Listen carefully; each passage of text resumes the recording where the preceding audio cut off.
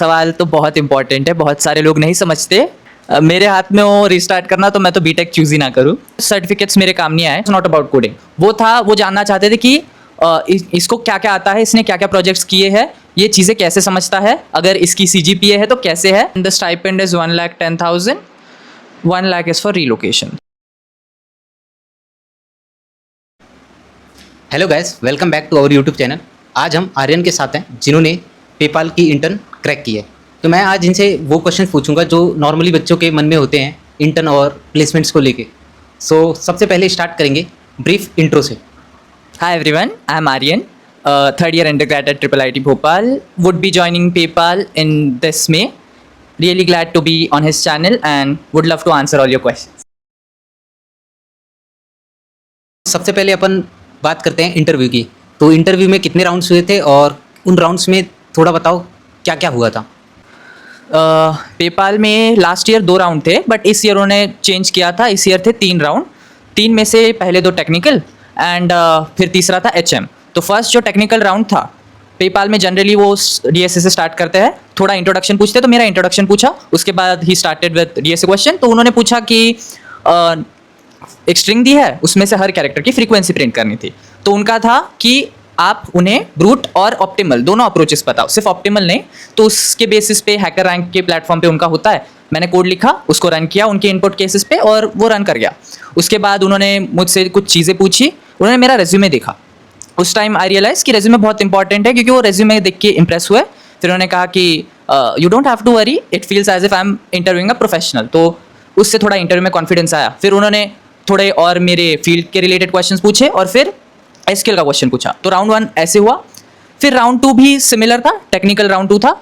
Round 2 में उन्होंने पहले पूछा कि अपने आप को इंट्रोड्यूस करो, और फिर वो डायरेक्ट DSA के क्वेश्चन पे गए। DSA का क्वेश्चन था परम्यूटेशंस के बारे में, परम्यूटेशंस ऑफ अ स्ट्रिंग। और उसके बाद उन्होंने फिर पूछा कि आपका नॉलेज AI फील्ड में है। तो उन्होंने एक सिस्टम डिज़ाइन रिलेटेड क्वेश्चन पूछा, जिसमें उन्होंने एक सिनेरियो दिया था और वो पूछ रहे थे कि इसमें क्या क्या करोगे। फिर 2 रिएक्ट के क्वेश्चन पूछे और एक जनरल क्वेश्चन पूछा कि अगर मैं तुम्हें ये सिचुएशन दूँ तो इस सिचुएशन में तुम जनरली क्या करोगे। और फिर ऐसे राउंड 2 हो गया। तो पहले 2 टेक्निकल राउंड हुए। ऑनेस्टली स्पीकिंग सेकेंड राउंड के बाद मुझे लगा कि हो गया, मैंने फिर छोड़ दिया था होप। फिर थर्ड राउंड एकदम सडनली आया। 11 या 11:30 बजे मुझे HR का कॉल आया था। उन्होंने बोला कि आर यू फ्री एट 12? मैंने बोल दिया यस। और 12 को HM राउंड हुआ।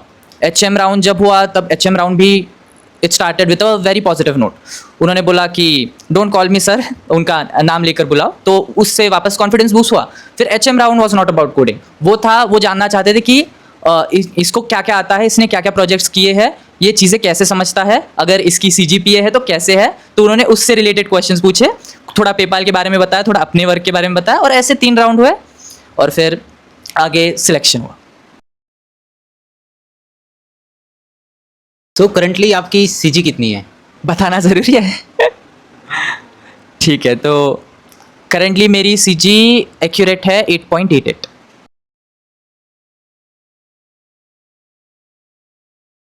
अक्रॉस द प्लेटफॉर्म कितने DSA क्वेश्चन सॉल्व किए हैं?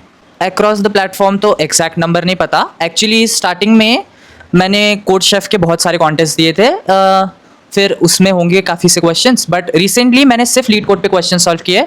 DSA रिलेटेड, कोड शेफ तो CP में आ गया। तो अगर मैं लीड कोड का बोलूँ तो 930 क्वेश्चंस। क्या बोला तूने? आपके पास कौन कौन से सर्टिफिकेट्स हैं जो मतलब आपने लर्निंग प्रोसेस में गेन किए हैं? सर्टिफिकेट्स तो ऐसे कोई नहीं। इनिशियली क्या हुआ था, फर्स्ट ईयर में वर्कशॉप वगैरह ज्वाइन करवाए थे, तो उसके 2-3 होंगे, कुछ हैकाथॉन्स के होंगे, इंटरनल बाहर के हैकाथॉन और फ्लिपकार्ट ग्रेड, ऐसे सर्टिफिकेट्स होंगे। But to be honest certificates मेरे काम नहीं आए। जो चीज़ मेरे काम आई वो था मेरा एक्सपीरियंस, CGPA एंड जो मेरे प्रोजेक्ट्स, वही मेजर काम आए।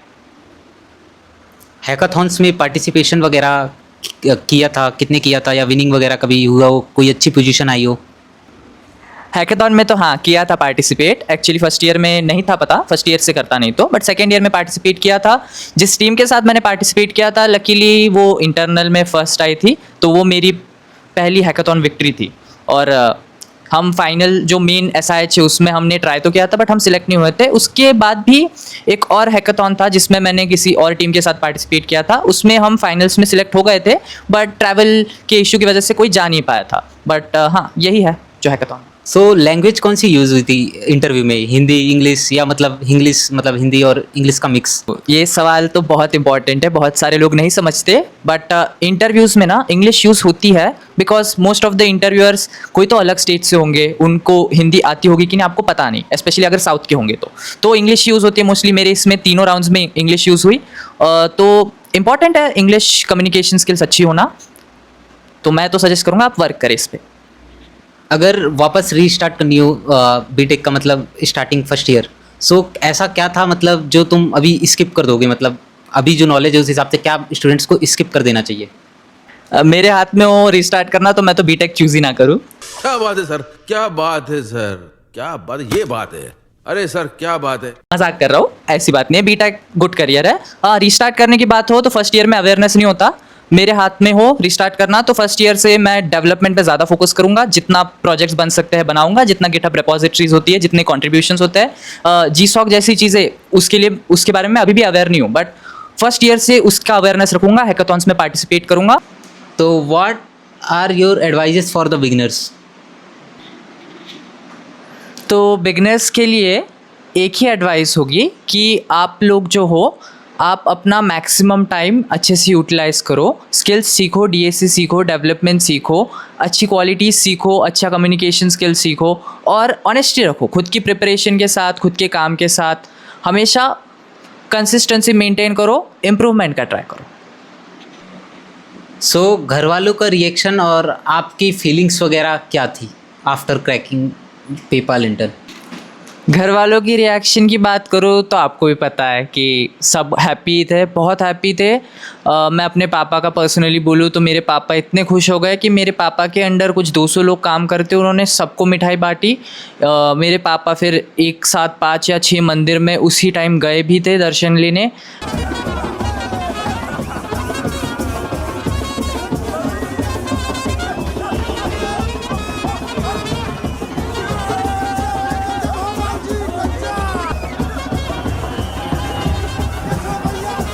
एंड जब मैं गया था तो वो बहुत खुश थे, उन्होंने मुझे इतनी चीज़ें ऑफ़र की, मैंने एडवांटेज भी उठाया। उन्होंने मुझे मैकबुक गिफ्ट किया, आईफोन गिफ्ट करने का बात कर रहे थे, क्रेडिट कार्ड दिया, तो बहुत खुश थे घर वाले।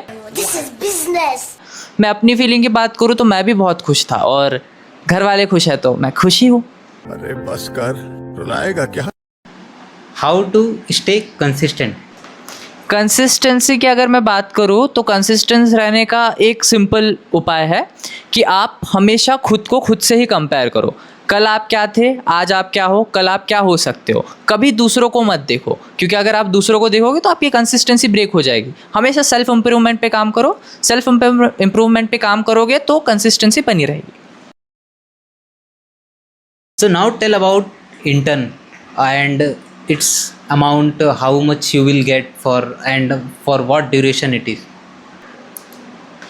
The internship is of 3 months.